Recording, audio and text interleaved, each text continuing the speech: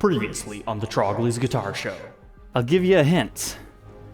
It's cool. It's a limited edition of 50, but this is not a Korina style Flying V. That's all the hints I'm going to give you.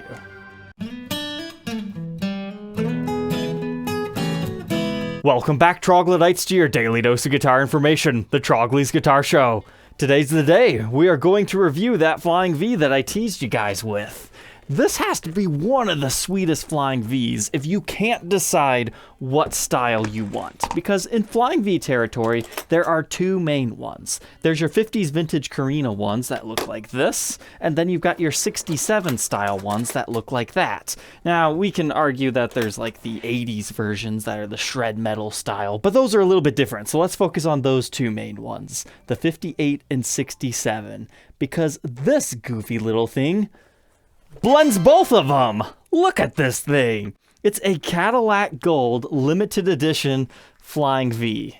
They only made 50 of these things in 1993.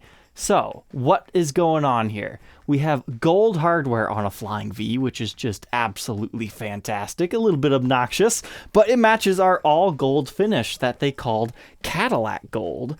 So it's a little bit darker than most gold tops. It's got a really nice look to it. But you might look at this body and go, okay, it's like a 67 style Flying V. And yes, it's got that 67 style pickguard. It's got the stop bar tailpiece and the bridge set up like this. It's not the string through style of the 57, but hold your breath.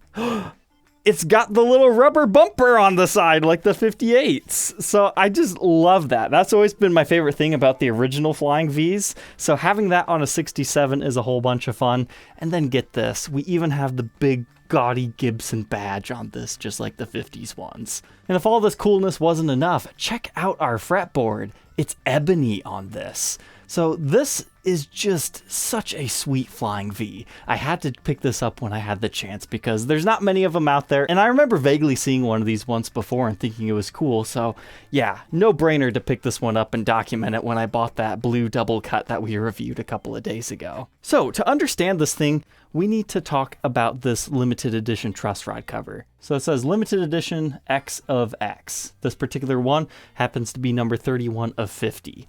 Let's talk about Gibson limited editions. Starting in 1982, Gibson introduced this thing. It says Custom Shop Edition and Custom Shop Original. That is what they use to signify limited edition runs or custom ordered one-offs in the case of original. So from 82 until 1993, you can find those things, and those are some of my favorite guitars to collect. However, in 1993, something big happens in October.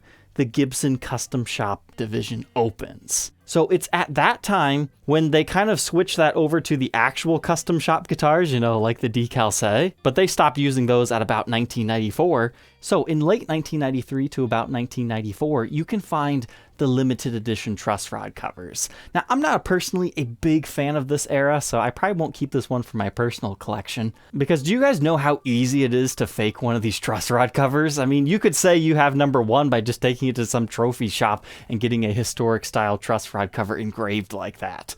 So if you ever see one that's like number 1 out of 50, don't pay a huge premium for it, because there's no way to verify that. That's why I like the custom shop edition ones, but at the same time, it is kind of cool that you have a limited edition number. Some other examples besides this Cadillac Gold Flying V, within the limited edition truss rod cover era, there's the red mahogany top 1956 reissue style guitars. You can check one of those out right here. They made those in both prehistoric and historic variants.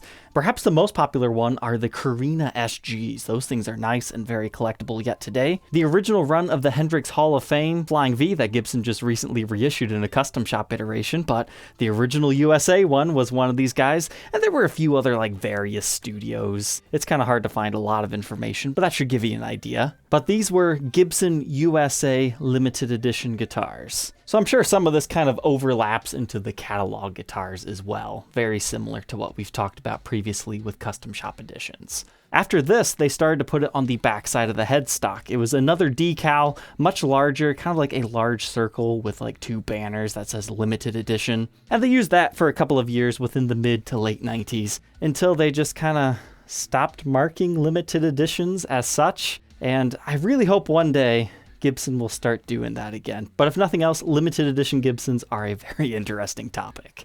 So, what other information do I have to share with you before we throw this thing on the workbench? This might actually be like a prototype run of what they were trying to decide to do for the 1994 Centennial Edition guitars within the Gibson's collection. Because Gibson's first official year was 1894, so in 1994, they did a whole bunch of stuff. They had a collection of 12 guitars. And if you look at the Flying V from that collection, it's the exact same finish as this guy. Now that one has a pearloid pickguard. It doesn't have like the 58 specs. In many regards, I would actually say this thing is 10 times cooler than the actual Centennial one. Technically, this is even more rare, only having 50 versus the 100 of those things made, but that's about as close as you can find to one of these things. So if you fall in love with this guitar, I'm sorry, you're going to be searching a long time to find something exactly spec'd out like this. So let's go ahead and throw this thing on the workbench, take an individual look at its parts and specs, see if we missed anything. Maybe it's got crazy pickups in it. I don't know. We'll have to find out together.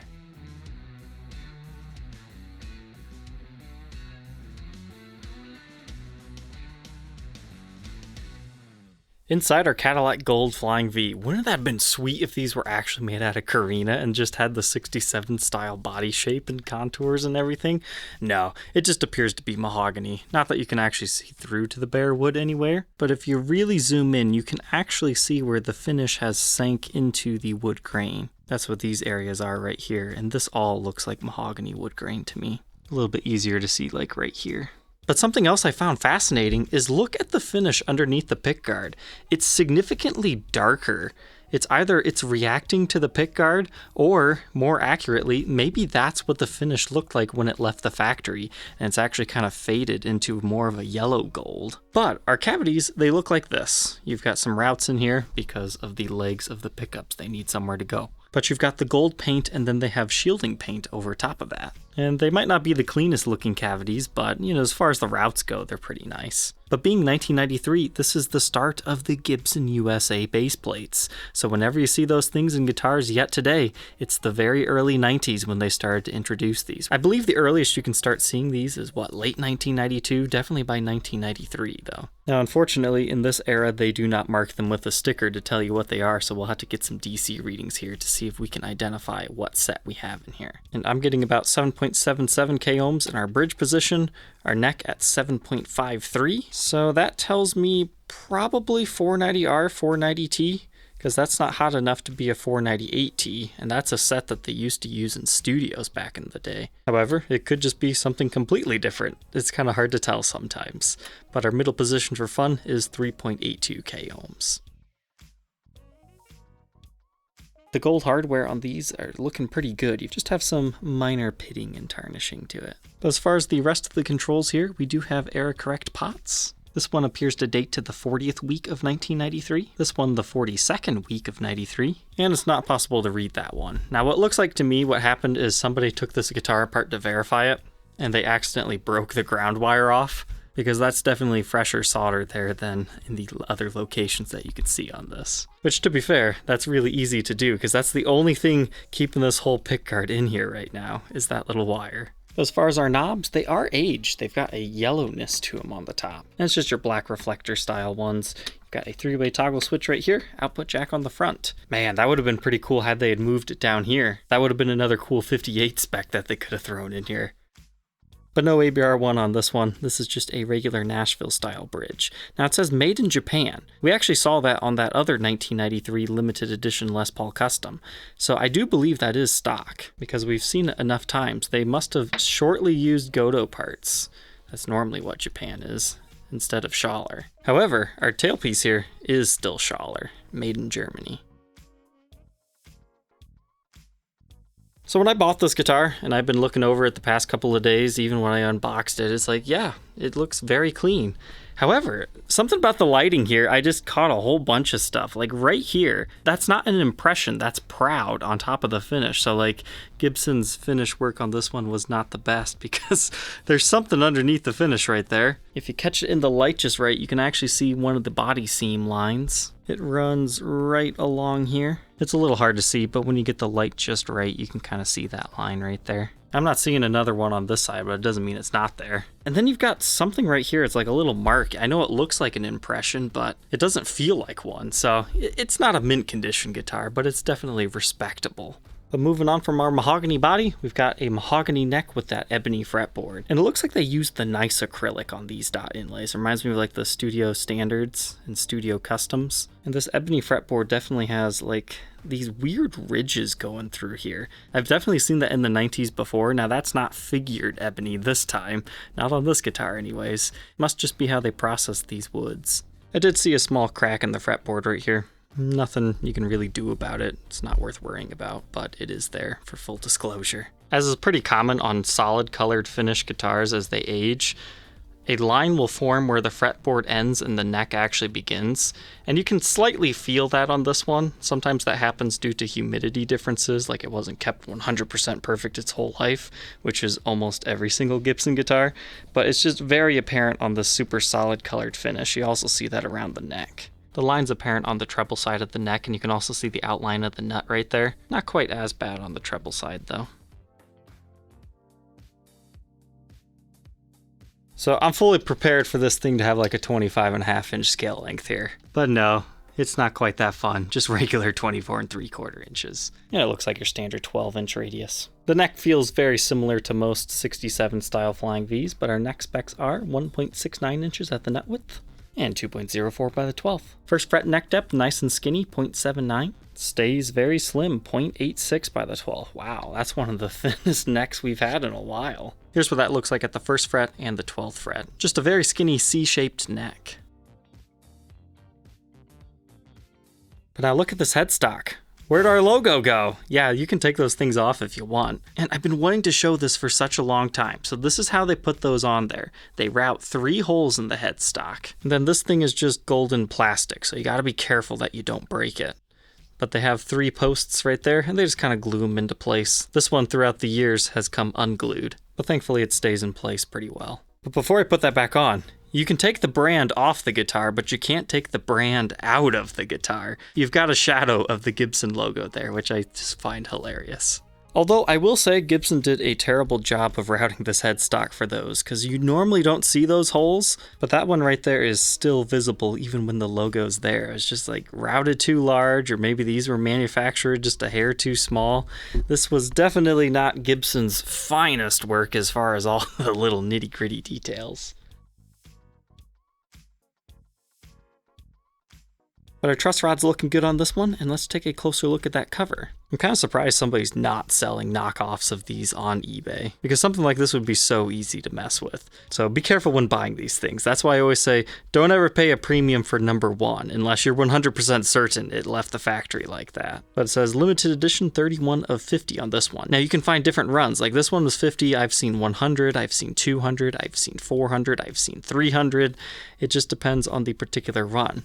But what makes these interesting is they're kind of historic styled. They just have a really big drop-off ledge right here. So the black layer is very proud before it goes onto that white layer that gives it that really cool look. So that would probably be the hardest part to completely duplicate here. So if you are suspicious of a number 1, definitely make sure that it just has a straight edge. There is no slope right there. Right as I was putting it together, I did see the other seam line. It's right there, so it is at least a 3-piece body. But I'm surprised how there's like a big chunk of it right here, and then it's just the little wings that they had us place on there. So let's go ahead and flip over to the edges here. We can just take a nice look at it. You can see that mahogany wood grain that I was talking about earlier. So that's looking good. And we can just fully appreciate that little rubber strip here. Why did the 50 style Flying Vs have that? It's supposed to help you sit with this guitar. That'll add some friction so it won't slide off your leg if you don't want to play it classical style straddling it, which is by far the best way to play Flying V, but it's just cool to have even if you don't even use it. They just route a little channel out of the body and then put that little rubber in there. Now looking closely on here, I see some more stuff underneath the finish. There's like just these little blobs here and there. And then there's like a strange run right here. Now that could just be like a polish that didn't get cleaned off, but it's dark, just like that area underneath the pickguard. So it's almost like they could have had some issues with this finish, because wait till you see the neck here. It also has a bunch of that like dark staining. Guess you can see a little bit right there. I guess that could just be dirt. Alright, so after going to town polishing it, it definitely feels like it's something over top of it. But as far as this stuff goes, that might just be in the finish and be part of this whole thing. It's either that or maybe a black cloth or something was left in the case for this for an extended period of time and it kind of stained the finish. We'll have to look at that under blacklight to determine that. Other strap buttons, regular locations at the base of the heel and down there.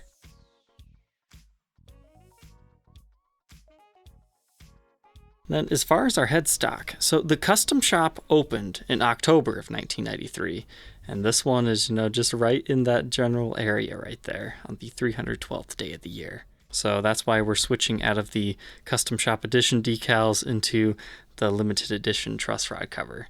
And you've got your Made in USA stamp right here with our golden Gibson Clusen Deluxe tuners here. As far as the blacklight test goes, everything's looking good as far as the face of the guitar. The headstock is glowing the way I'd expect to see it as well. And on the back, I'm not seeing any evidence of funny business here, so that's either a Gibson factory defect or something in the finish, that's for sure. Everything's looking good. The only thing that does glow slightly differently is that area right on the neck. That kind of felt more matted over, so that is some sort of a finish blemish that I was unsuccessful in cleaning off. Looks like maybe a little bit of clear coat wear right there as well. But as far as the neck, everything's looking fine. All said and done, how much does this one weigh? A little under 7.5 pounds. 7 pounds, 6.7 ounces. So let's go ahead and plug this unique Flying V in and hear how it sounds. Alright, let's go ahead and run through these tones. We'll start with our neck position.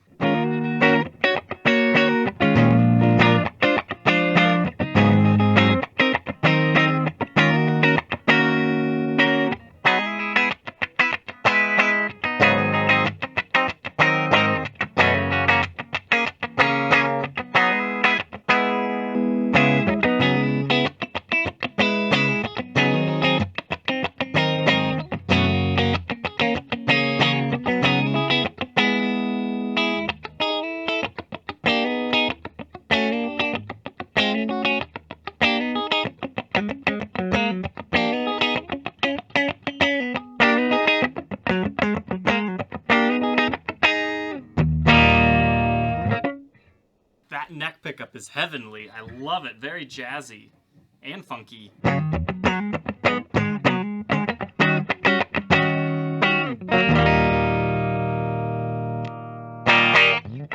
that bridge gets really kind of thin sounding. In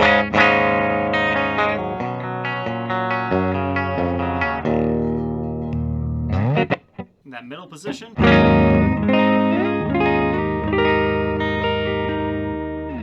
It's got some great tones.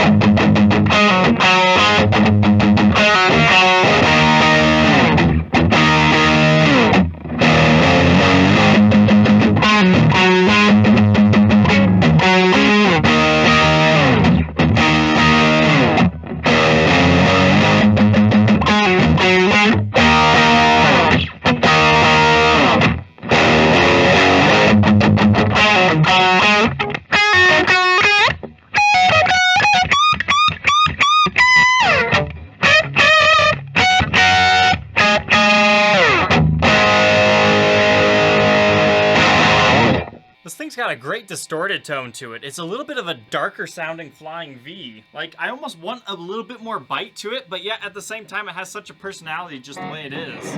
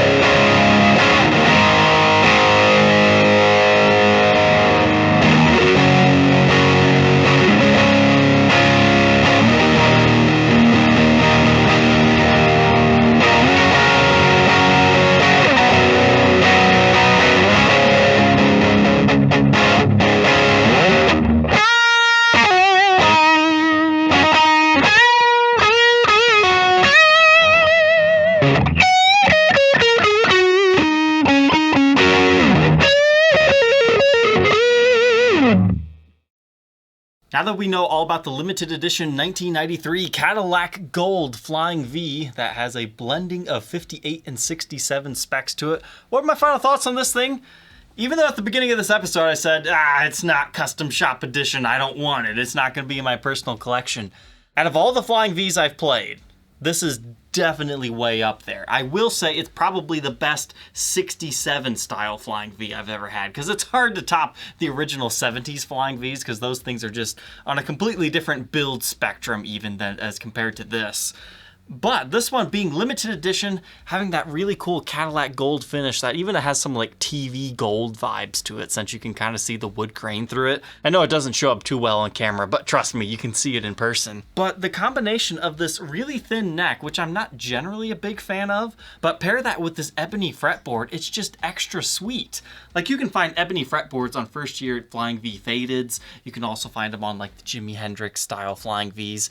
Not Love Drops, but his custom Flying V. But this one, having the dot inlay yet, it's just fascinating. This is a really great playing and sounding Flying V. I'm definitely going to play this one some more off camera because there's a lot of good tones out of this thing. Like, I wish this was a bit hotter, but at the same time, this has a very interesting vibe to it. It's got a nice, dark, hard rock sound to it. So, if nothing else, if you see one of these things, I would heavily suggest checking it out. It's a blending of all the cool Flying Vs together, so what's not to love? Gaudy headstock, bumper, super gold finish. I don't know, I might have to keep this one now. Alright, Troglodytes, I hope you enjoyed checking this one out with me today. Don't forget to like, comment, and subscribe, and we will catch you tomorrow on the next episode. Take care.